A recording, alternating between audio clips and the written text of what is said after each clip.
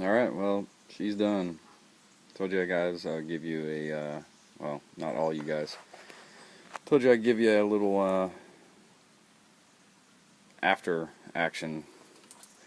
What I did was I blew up my 5.3 V8 Vortec, and I got unfucking another one. She's not the greatest looking thing, but she got me back on the road. What happened is that I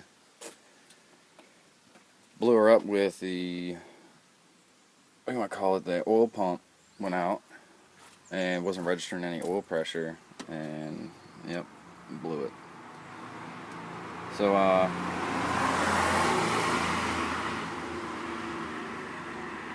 yeah, I think I was about $6,800 in. Finally got it done.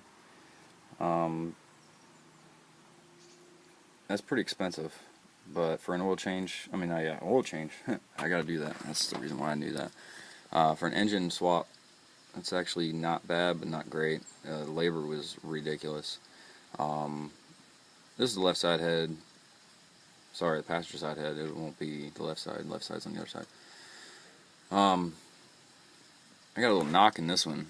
I don't know if it's a lifter or what it could be, but yeah, definitely not happy with that. But old girl, it came out of a 2002 not Silverado. It was a 2002 Suburban. It's a Gen 1 5.3, and this thing is horrible on gas. Like, I thought my other 5.3 was bad. My God, this thing gets probably, I don't know, I'm guessing about 12 to maybe 13, 14 miles a gallon.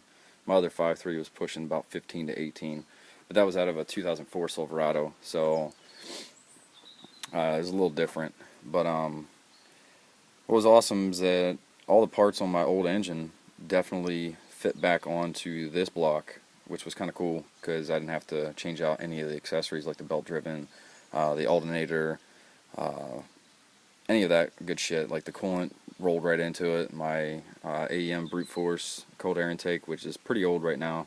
I actually need to get a new, it's this craziness right here. It's the, I don't know, it's like plastic, but it's starting to dry rot into itself right now. So I got to get a new one of that. But as soon as I get funds coming back in, I'll get that taken care of.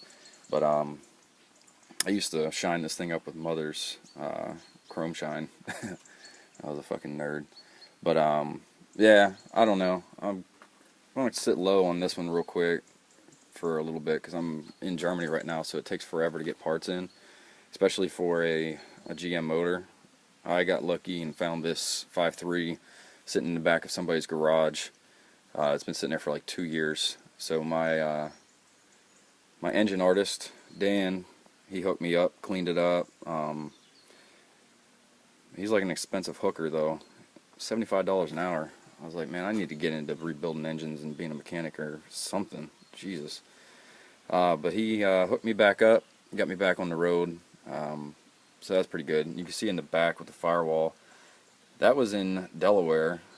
I don't know what the hell it was, but that thing ate my firewall up. I'm pretty sure it was like a squirrel or a chipmunk or something for a nest. But that, and then down here, I don't know if you can see it, but it's the spark plug wire itself. There it is. Over here in Germany, they have martyrs, and what they do is they freaking chew up anything that's plastic, it seems like.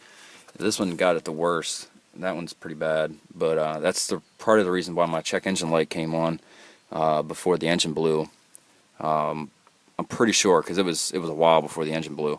But yeah, they got into that. Yeah, so I got to get all plug wires redone, and I'm going to redo the spark plugs themselves. But I got to find myself a deep weld socket.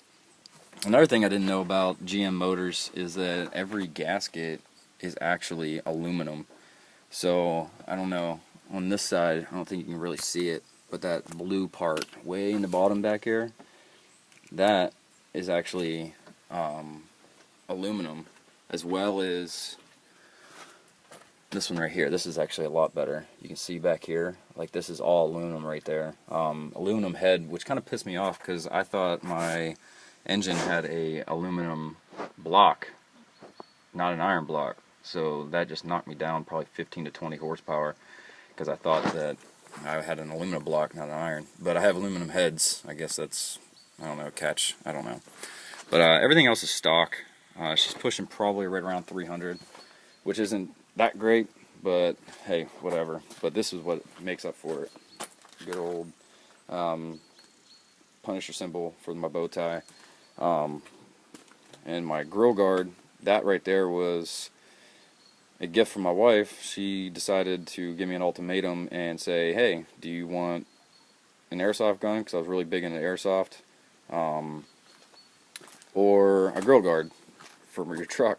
And of course, I'm more of a truck guy than airsoft. So, alright, well, we're going to go on the way back. And, like I said, old girl, she's pretty much stock. So, except for this thing, which is a touchscreen Kenwood navigation. It's a touchscreen DVD, CD, anything like that, so you can see a little bit there. But nothing too special. They tried to make that a selling point. My buddy hooked me up with these. I don't know if you can see it, but they're kind of like a carbon fiber look. It's stock look, but it's a carbon fiber. They're getting old, so you can see like right here, it's starting to come apart right there. So I got to get those switched out. But off to the big boy. This is the old one. Got it in the back of the truck. Just picked it up. She's looking pretty bad. I used to freaking drill this engine. Of course, it's my first V8. So yeah, first V8. You're gonna get it. So there's a lot of sludge in that thing. That's part of the reason why I think the oil pump went out is ever working, trying to push all the sludge through. Either that or it clogged all the way up. We haven't figured it out. I haven't taken the engine apart yet. But she's gonna get rebuilt because old Daddy Hitman here. We're gonna rebuild this engine. We're gonna bore her over. I don't know how far I can actually bore it, but I'm gonna bore her all the way over. I'm gonna forge everything on the inside because the cylinders, not the cylinders, but the cylinder wall and the piston head itself are good. We came to the conclusion that the way it blew, it wasn't an actual blow. So the block and everything, it's good. You can see a little bit of leaks, like all the shit. I mean, this thing had 117,000 miles on it. And of course, I tried to fix it myself and that didn't work. As you can see, I'm $6,800 down. But so what I'm going to do is I'm going to take this thing all the way apart. Probably, hopefully when I get back to the States, take it all the way down, clean it up, replace all the pistons, get it all bored over. These things, that's freaking filthy right there. So I don't know what the actual, I think that was because of the shop dust or something. But yeah, I don't know if you can really see, but the cylinder wall itself is pretty clean, like it's good. So I'm pretty sure it seized up inside on the crank, which I don't even know if it's even called a crank, to tell you the truth. Probably get in the comments section that I'm a fucking idiot, but yeah, that's it. That's her. And like I said earlier, this right here, these are all aluminum, like all the gaskets for the front, the rear, and then for the heads itself, it's like aluminum, and then it has the gasket, and then it's another aluminum part on top of it, and that's when the gasket goes in. So yeah, so I said I was going to give you, I said a couple of guys, I think it was Gas, that I said that I was going to do it for, but yeah, so I need to get this thing out because it's starting to fucking rip apart that tire. But I don't even have that car anymore because that engine blew too. And fucking, when it rains it pours, yo. So anyways, yeah,